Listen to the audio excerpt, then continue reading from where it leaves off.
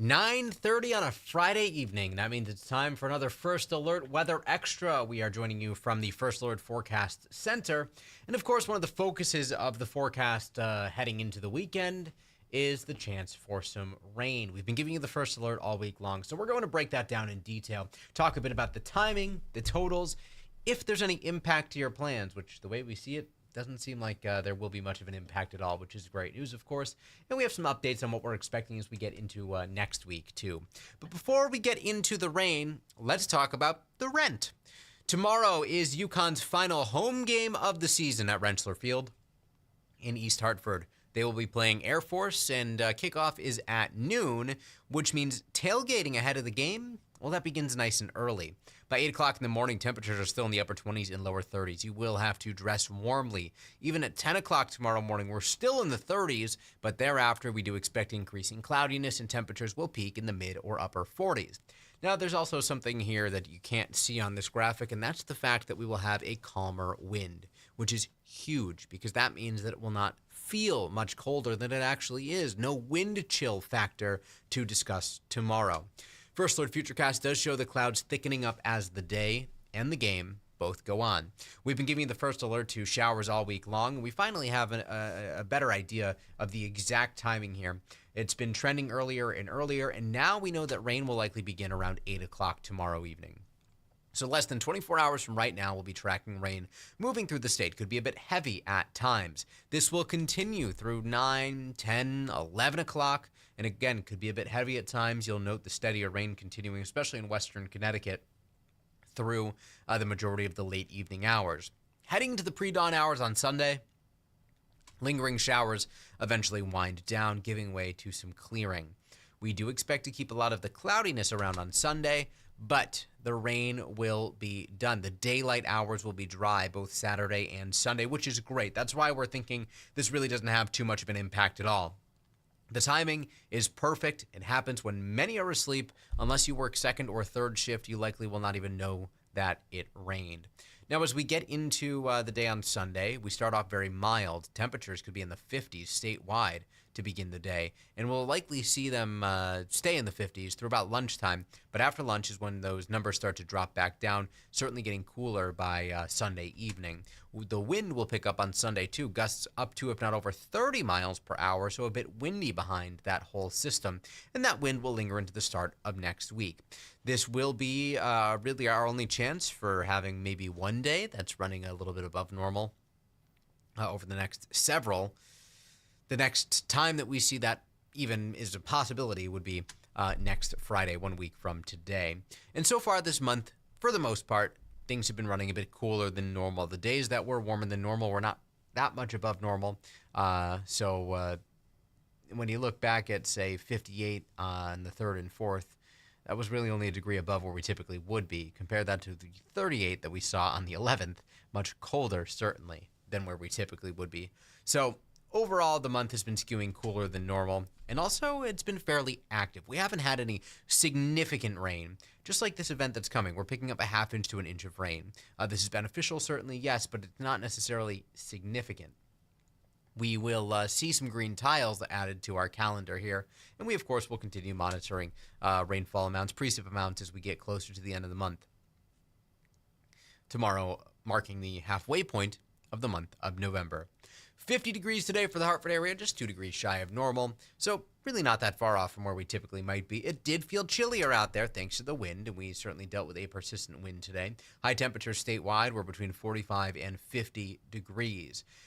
We'll take you live right now to our iCam view in Middletown. If we could see the sky, well, you would see that it's still a bit cloudy outside. That's Route 9 in the bottom of the screen.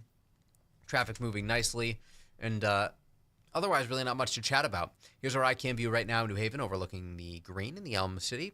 We have been tracking some light showers, and you'll note it looks a little bit damp on some of the roadways, some of the paths there in the green. And also it looks like maybe there are a couple of raindrops stuck on the camera lens here. 44 degrees, winds out of the north at 5 miles an hour.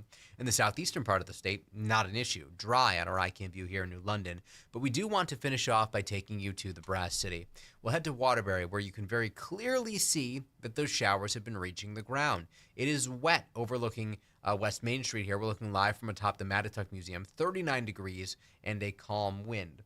So First Alert Live Radar, Connecticut's only live radar, shows these showers through New Milford and Bridgewater and Washington into parts of the Naugatuck Valley along the Housatonic River and into the greater New Haven area.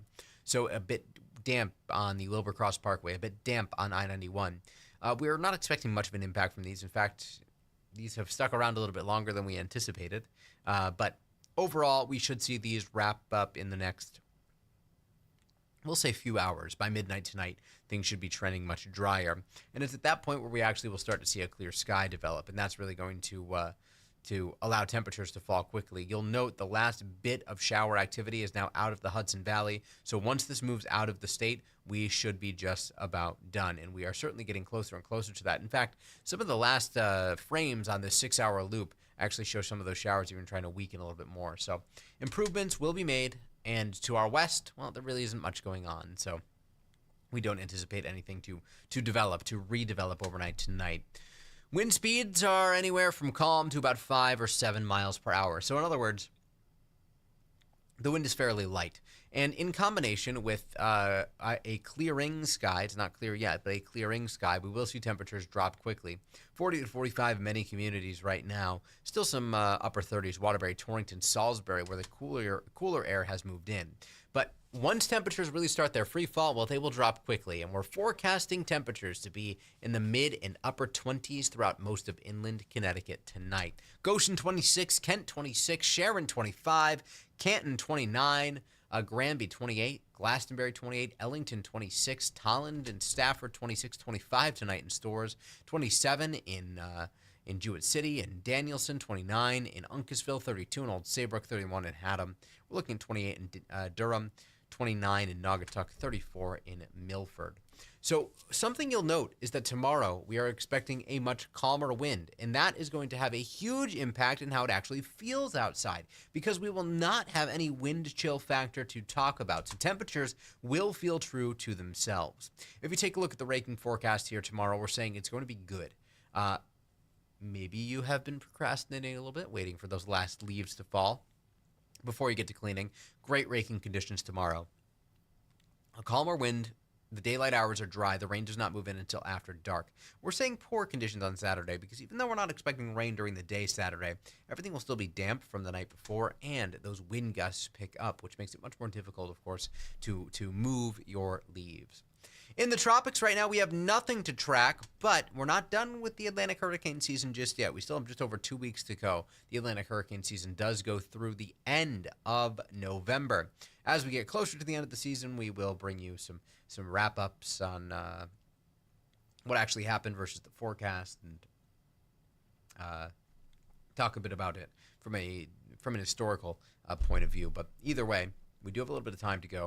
Should something develop, which we're not expecting anything for at least the next 7 days, the next name on the list would be Nestor. So we'll be the first to alert you if that changes, but we really don't see any big signals right now.